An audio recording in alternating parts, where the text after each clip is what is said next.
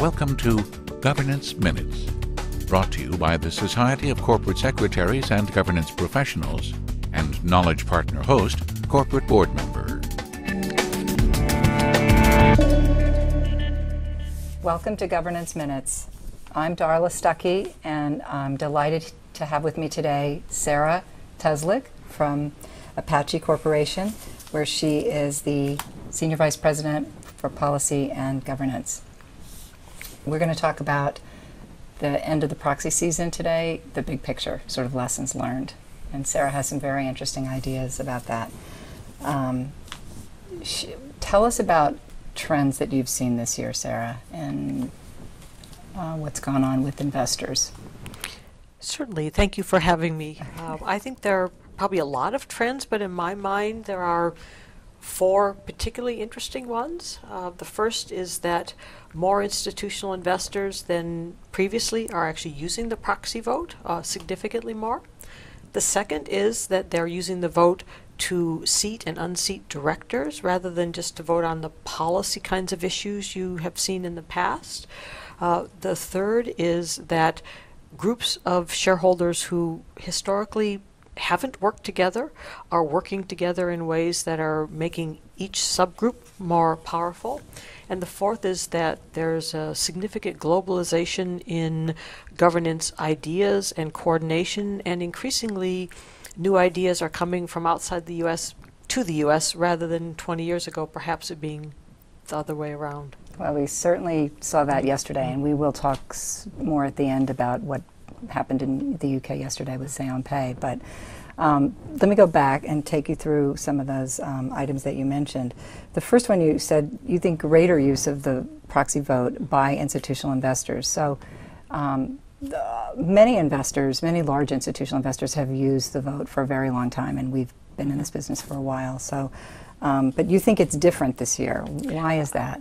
I do think it's different, and I think most governance practitioners might not at first agree, because I think this trend is subtle but hugely important.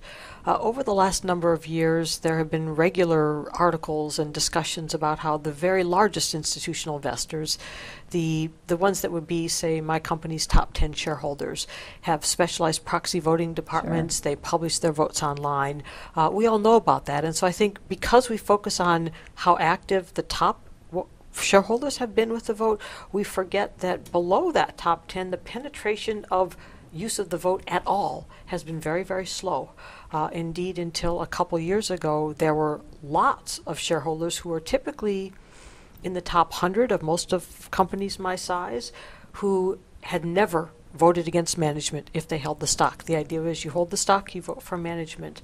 A couple years ago, the accidental vote on Say on Pay caused some shareholders to vote against the pay, but continue to hold. And what has happened is that has progressed. And what we see is when you go down the list of shareholders by size, more and more of them are using the vote in a more focused way, and they're not always voting for management. So a huge change, but because it's just below the surface, which is the top 10, I think most people have missed it.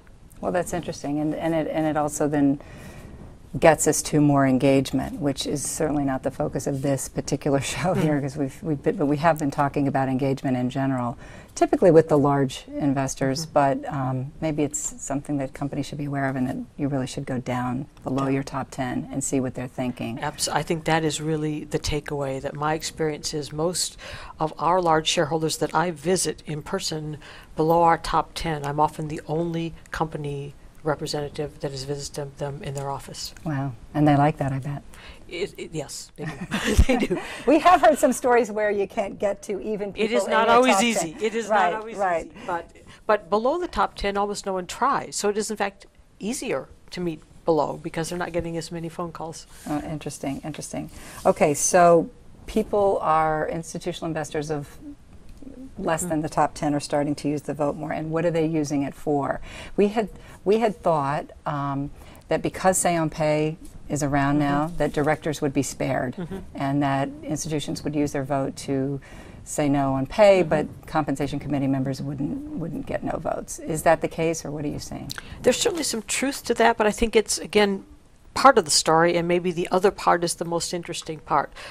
yes, I think it's correct that many shareholders who have not liked a company's compensation have chosen to use the say on pay vote rather than a vote against directors on the comp committee to express their displeasure. So in that way, some of the director votes have been used less than we might have expected. But in general, there is a trend towards using the vote for directors, or often the vote against a director, to indicate one's pleasure or not with the company.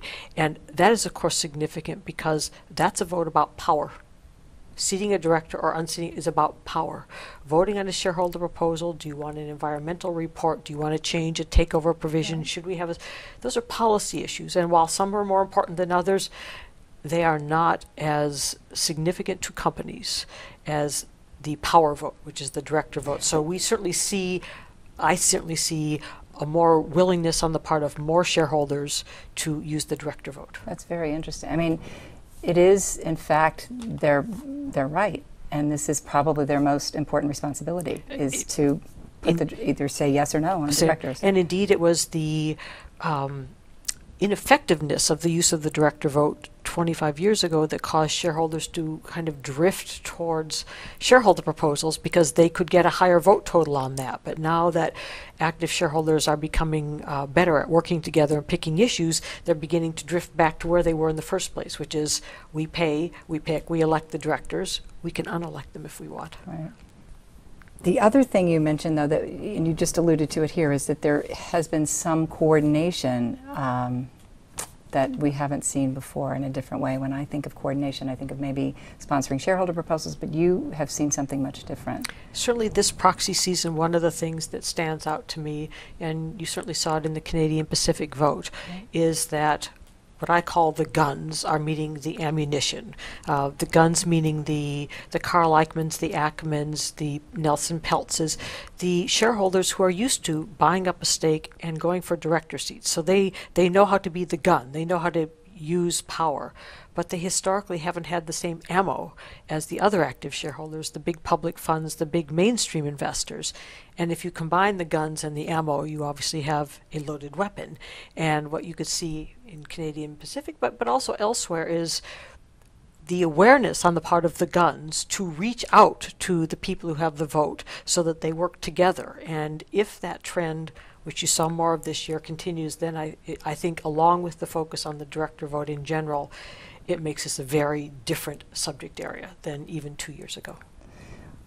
Okay, interesting. Now, but so when I think about the Nelson Peltzes or the Ackmans of the world and the CalPERS of the world, or the state funds, something that I've only learned recently is that they are now investing part of their money with activist investors, maybe to try to get a greater return in the market, which is so difficult right now.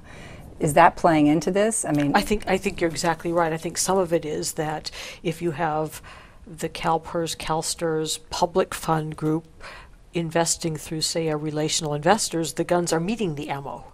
And I like that, guns and ammo. and so if once you meet, then in some ways what it does is it teaches the Peltzes, the icons, not just to hire a proxy solicitor in the usual way, but just to directly reach out to the people with the big blocks of votes and say, here's what I'm doing, are you behind it?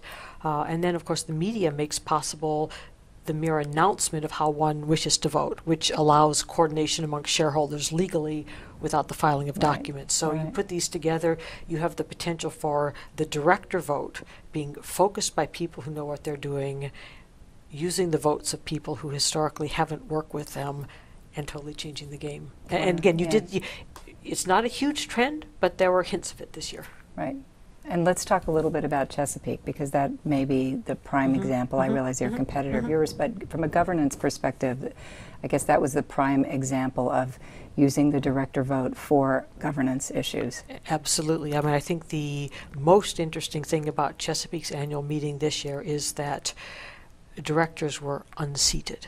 And this was a company that didn't even have majority voting going into it, but it more or less voluntarily adopted it because of the pressure, allowing the shareholder discontent to shift to the board members, and then causing board members to lose their seats. And let me just stop you for a second, because you know, we do hear investors say, and we've heard Ann Yerger say and others say, Directors lose the vote, but they remain in their seats. And that is also the truth. And nothing is uncomplicated in the governance world. Yeah. Certainly at smaller companies, which is where most directors have had a larger than 50% vote cast against them, just in terms of numbers. Small companies are a whole different world. Small companies are not in general part of this governance world. Small companies have so far typically ignored it when shareholders have not voted for the person running unopposed. They've essentially reappointed that person. That's not the case in large directors. Right. And so the interesting thing about Chesapeake, like the NYSE, is that you have directors who have stepped down because of governance issues. And if you're a director at a major company in this country, you have not failed to notice that. Right. I think you're right. Well, other directors that have actually stepped down, not for governance issues, or maybe you consider it a governance issue, but is the pay, and particularly in the UK. Some CEOs have left because of the pay votes.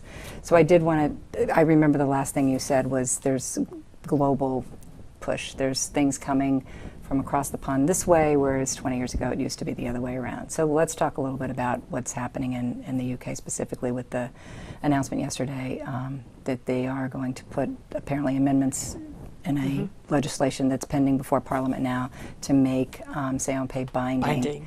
And it's quite, I haven't read everything, but it's going to be it's going to be a 3-year vote, it said, unless pay changes. If pay changes, it's an every year vote. Is that what you understand? Huge difference. Yeah. I think I think that's the fourth important trend of the year, and there are a couple things underlying it. One is that until some number of years ago, most institutional investors in European countries invested most of their assets in companies in their own countries. Right.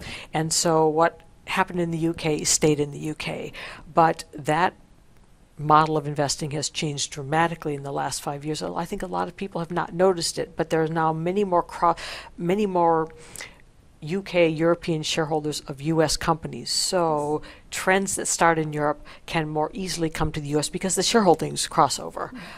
And for a variety of reasons, perhaps the countries are smaller, perhaps there are other political reasons underlying it. There's been a greater willingness in the last few years in European countries to up the ante on say on pay, up the ante on women on boards, do things which you don't read about as much, but I think are also significant.